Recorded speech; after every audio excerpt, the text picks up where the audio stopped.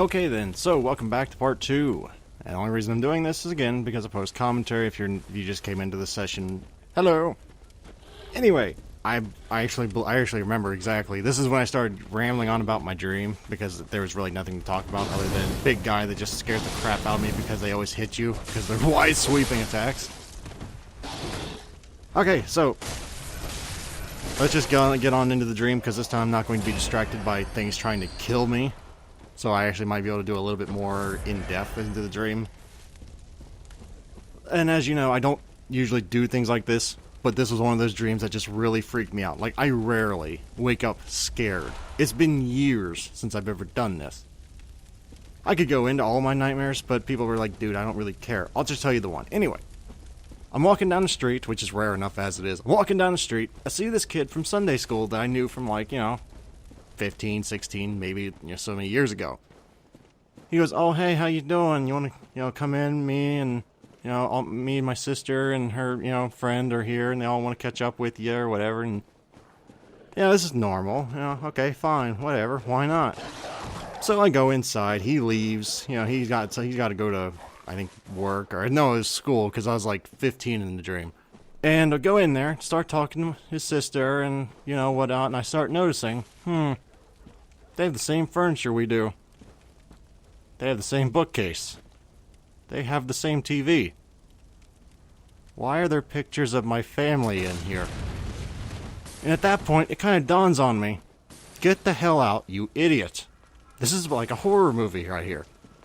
Because something is not right with these people if this is their house and this is my family on the walls.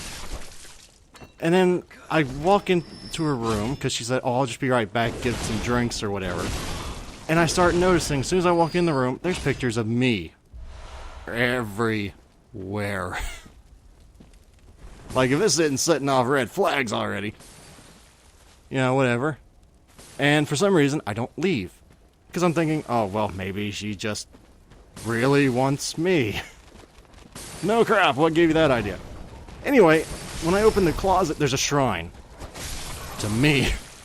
And I hear in my someone whispers in my ear. A female, very feminine, wily voice goes, "Would you like to see the ones that didn't make it?" And I scream because, well, that's just creepy as all hell. And I know at this point I need to leave because I'm late for school because he just left for school. That's the whole thing, right? I need to get to school. And they start threatening me that they're going to kill me if I try and leave. And all this stuff, and I just basically, go on. I try and, convince them we need to get to school, kind of thing. Does reasoning with the psychopath ever work? No. So eventually I just elect for number 2 and just try and run out of the house. And they chase me, screaming that they're going to call the police, which is funny enough. Ran home and just forgot all about it. Woke up and went, "No, well, that was disturbing as hell." Yes, it was an anticlimactic nightmare, okay? But would you rather hear about my nightmare or rather me bitching about dogs? Because that's basically what I would have been doing here. So back to Bloodborne, because I'm sure people just click the back button because I had nothing to do with the content at hand, and I am very sorry about that, but I just felt like sharing because it scared the crap out of me. So, back to Bloodborne, and that was basically a wasted attempt down this road, considering that the only thing down here was that crystal lizard, and it is a crystal lizard. I don't care what you call it, it was a crystal lizard. You can call it by any other name you want, it was for all intents and purposes a crystal lizard. And apparently, I don't know why there are crows back here, or even why I took the time to kill them, you don't need to. So, like I was going to say before, the Forbidden Woods is very easy to get lost in. Okay? I took an old homage from Bear Grylls, exactly right here in the video, I remember as a matter of fact, because I just killed the crows. Is that if you don't want to get lost in the middle of a forest with no landmarks, what you want to do is pick a landmark. Say, for example, that torch in front of me. Just keep walking towards that. And when you get there, pick something in the same direction. Now, if you don't know who Bear Grylls is, I believe he's on Man vs. Wild and Worst Case Scenario or whatever that one crappy series is, but he's a pretty cool dude. Not the best survival analyst if you're an average Joe, considering he's Special Forces telling you to climb on cliffs and all this crap, but just one of those things, I'm going to take his advice, even though it's stupid. But it does work in the Forbidden Woods. I mean, if you do use the landmark method, you won't get lost nearly as bad. You might still get lost because you might forget where you've been, like me, but you won't just have one of those "where was I" things going on. And for the record, you don't want to try and stun lock those things unless you go two-hand. It does work two-handed, at least with my weapon, so if you're going to try that, at least be two-handed. Don't try and stun them with a one-handed weapon. It don't work. That's like one of the niches of two-handed weapons in Bloodborne. You need to get used to it. But it does have its uses. They're just kind of few and far between, and for only certain playstyles. But with those things, it's almost preferred, just because if you try and dodge around them, they'll just, like, swing in a circle around them. You saw how well that worked for me before. Oh, and by the way, there's a debuff for the people that are new to the game and are just not watching my first Let's Play. There's a debuff in this game where you basically are oiled, which is a big thing. I think I was oiled earlier. Like when I started rambling on about my nightmare. There's a debuff earlier that I think it's like a black and red little icon that if you get hit by fire, you start burning, like burning over time. And, well, that's a dot. You know, damage over time, not good. I think you might be able to roll in water to get rid of it, but I'm not sure of that. I know there's one particular body of water in this place that I think is not actually water, it's actually oil. I think I bring it up, but I obviously not this time. Anyway, there are a lot of different paths here. I think I managed to stumble my way into pretty much the one you actually want to go into here, just by sheer dumb luck. I don't even know how that happened, but it happened. Because, oh, excuse me, I think, oh, whoops. I forgot all about that guy because I didn't even notice him. The other way is just going straight out that gate, but I think if you turn right, there's a path to where you actually want to go in the level. And I want to say, if you go right, there's also a cave, but that might be later in the Forbidden Woods. I remember there's a cave in the Forbidden Woods that leads you back to Iosefka's clinic. I just don't remember exactly where it was. Alright, this just circles back around to the thing I was just at, I think. But I just saw an item up there. That's too bad, but I guess I'll just go back up there. Because I didn't want to really fight him in a narrow thing without the two-hander out, because that's just stupid, because if you don't have a two-hander, you've got to dodge around him. But if you just hit a glancing blow with the two-hander, they don't actually get stunned, and this will come into play later, as you will no doubt see, because it's quite important later. And I will detail as to why. And I still don't pick up the item, because I'm just that unobservant. Apparently, there's an item back there. Right, yeah, that one. And I still didn't see it, otherwise I wrote it back there. And that's just paranoia, thinking there's probably something behind the corner, which, given Bloodborne's history of hiding behind corners like that, you can't really fault me. Apparently I did see it. Never mind. Anyway, I believe this path I'm on just loops around back to where, like, the big drop was. I don't know that for a fact, but I think it does. Doesn't it? I want to say it does. Not too good with geography. Yeah, it does, because that red thing, we were just there. Of course, I didn't realize it at the time, because I have no sense of direction, but, you know, that's just Barok being Barok right here. Just going, what the hell? Where am I at? Oh, goodness. Goodness, goodness. Even just watching this, like, in the future, I'm embarrassed for myself. And this is when I finally realized, oh, right, that's where I'm at. But it's a good thing I did come back, because I believe there are twin blood shards on one of these. I think it's the next one. It's like twin blood shards. Yes.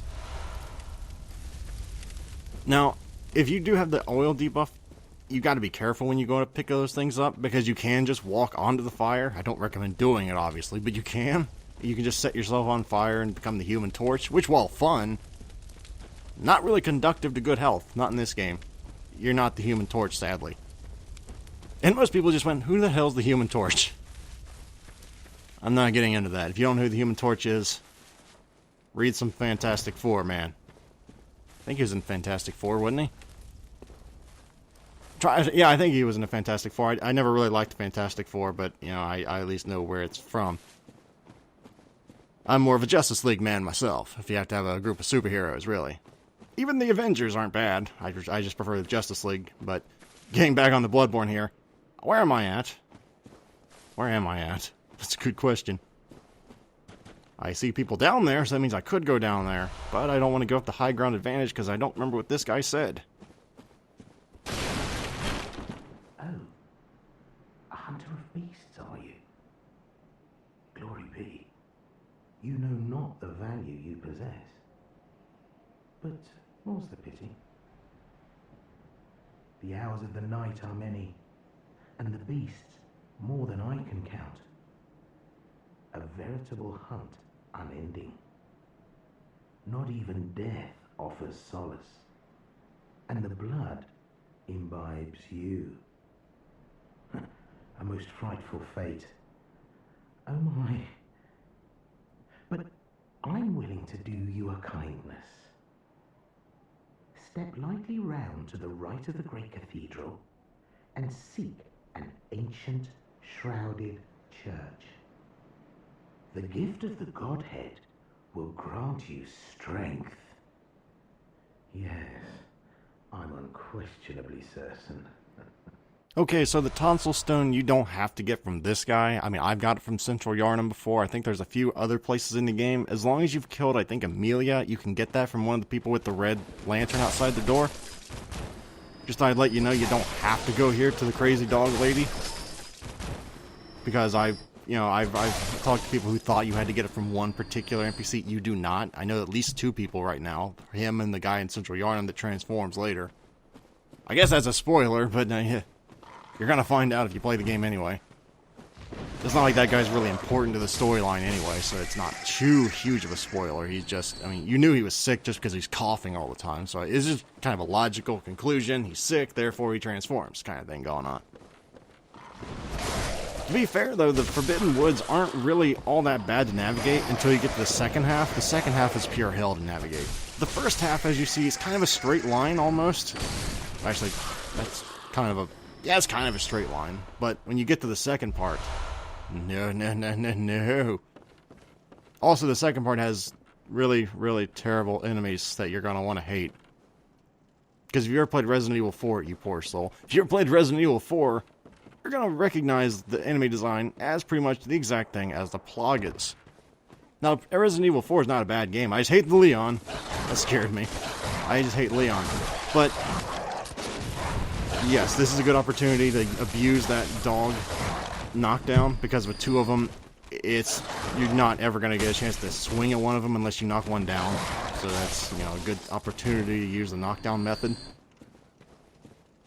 I prefer Resident Evil 5. I know people go, that's the worst game in the series. No, 6 was. To me. I played like 10 minutes of... Oh, goddamn. Oh, that scared me again. Okay, now, I think I've went over this a little bit in the previous few episodes. The Snatchers. For those that are new to the game, the Snatchers, if you don't anger them, which you'll know exactly when you anger them, because, let me just say, you'll notice... that if they kill you after that, you don't get taken to Yahar Ghul. Okay? They only take you if you don't piss them off first. Which, now it's pissed off, because it's, you saw that red thing and it's kind of just running at me, kind of mad. Well, if it kills me now, I'm just dead. Which is a distinct possibility, because those things hit like trucks. As you no doubt saw that. Now, if you want to go to Yahar Ghul, just simply walk up to it and just sit there. It'll take you there, don't worry. The problem with it is, if you go to Yahar Ghul and you don't unlock the lantern, first off, before dying, well, you can't get back there until you get there in the main storyline, which is a hell of a lot later in the game. So, if you get there, all I remember is going up like 3 flights of stairs. Just don't go, like, laterally, explore vertically, and you'll hopefully find it. Now, you might have to kill, like, one thing, or you can just run past it. Personally, I'd recommend running past it, because if you die, well, you're not getting back there. But back to the place at hand. I believe we're about a third of the way through this place. Maybe a little more. Maybe a little less, somewhere around there. Because we haven't even unlocked the first shortcut, which we mentioned. Like, at the end of this session, it's going to be halfway through. So, yeah, they're around, I'd say. That's the guy we just talked to. Probably don't need to talk to him again. Now we got turned around. Okay. Where you're supposed to go, I believe, is right. Sweet. I chose the right way. Except there's, I think, 2 dogs over here, now I think about it. Or did I just kill those? No, I already killed those. Never mind. crap, I had a witty retort to something, but I don't remember what it was now. Okay, now the upcoming section of the Forbidden Woods here is a fairly dangerous one, and you are quite likely to die if you're not aware of it, because there's a lot of one-hit KOs coming up. Well, one of them's not really a one-hit KO, it just feels like a one-hit KO. Because you die in one combo that you can't really do jack about, so it might as well be a one-shot. Not the Pitchfork Man there. Pitchfork Man's kind of harmless. Well, if you have, you know, even the modicum of skill, it is anyway. Come to think of it, I don't really remember what's after this, except like the oil pit. Because, oh god. Well, that was not the one-shot I was talking about, actually, but in for all intents and purposes, it kind of was a one-shot. But I guess I'll just show you how to speedrun here, because I think that's what I did, because I was so ticked off that I just want to get back there and prove my point. So speedrunning the Forbidden Woods isn't really that bad, as long as you actually paid attention to which way you went, which I didn't. So I was kind of just wandering blindly here, which when you're speedrunning something, you don't ever want to say that you're going blind. Because, well, you're speedrunning, and you have a whole train of mobs behind you, and if you go the wrong way, if they don't leash, you're probably dead. But don't worry, I'm going to show you exactly how to get there and what to do. Why am I looking that way? I don't know why I thought I opened the door. I hadn't even touched the door. For some reason I thought it was open. So, you don't have to do the speedrun, but, I mean, if you didn't unlock the shortcut, you got a hell of a long way. I'm surprised I didn't trip that trap, because I'm pretty sure that's a trap. Basically, all you gotta do, don't try and tick off the guy over there. You want to go down here, so he falls, you fall, you got the advantage, and just... I was lucky, I'll just admit that right now. But you can roll there, and you wouldn't have hit me anyway, but... Some people are gonna say, why are you going this way? Shouldn't you, like, go the other way so you don't fall and take damage? You can, but I prefer going that way. Just because the things that are following you either have to go around, which means they usually leash in time. I've never seen them fall after me, though. So usually they have to leash. So that's why I drop down there. Now here, if you try and speedrun it, either they're going to... the dog up here is going to notice you, or they're not. Most of the time, they're going to notice you. I say that because of the 3 times I speedran this, which is, I guess, a spoiler, they noticed me. This time, they just kind of let me go. This is not indicative of what normally happens, so get your fill of it now. And I still don't understand the method of why he has the blood stains, but considering I thought is who killed you got the blood echoes. Apparently, it's whoever was just... No, wait, did he kill me? I don't remember who killed me. I didn't think he killed me, but maybe he did. I think it's just like whichever enemy is like nearest that was actually alive. Even though I'm pretty sure I killed him. Considering I made a remark about that guy's not too dangerous, but I don't understand this anymore. Okay, so we didn't die where we did last time. We're making a little bit of forward progress, which is always a good decision. Well, it's not really so much a decision as you didn't freaking die, but... Now, the Molotov Man over here, not nearly as nice as the Candy Man, which, now I think about it, the Candy Man is not really a good person, considering, isn't that the... like, the Candy Man by any other names like a child molester? Wait, no, I'm thinking of that horror movie, The Candy Man, aren't I? Wait a minute, was he a... This is not, you know, this is not a productive area of discussion, really. Okay, now you see that brightly colored crap down there? I think that's oil. I think. So I was trying to not get in the oil. Yeah, it's oil, because I just got the oil debuff, because I'm rolling around in oil. So anything with the torch is bad. So I didn't want to deal with it, so I'm not going to. The problem is, just about everything here has fire. So you either gotta wait for the debuff to go away, which I think I might have already, because I can't really see right here. Or just go, man. Now there's 2 strategies as to how to take this guy out. You can either go one by one and just take those 2 jokers out, or you can just do the fast way, the dangerous way, like I'm doing here, and just run past them. I say this is dangerous because sometimes if you turn around, one of them's already right behind you if they run up. This guy's taking his sweet time this time, thankfully, so he's not. But he can be right behind you if you turn around. The other guy is just sitting there with the thumb up his butt, apparently. I mean, this guy's not too bright. He's using a shield in Bloodborne. You don't do that. And if I say you don't do that, you don't do that. Like, I'm the guy that's willing to push the meta, but you can't really push the meta when it just don't work, in my opinion. Now, there's a shortcut right by here. Unfortunately, if you don't actually know what's going on, it's a one-hit KO. You know how I love those. Love them.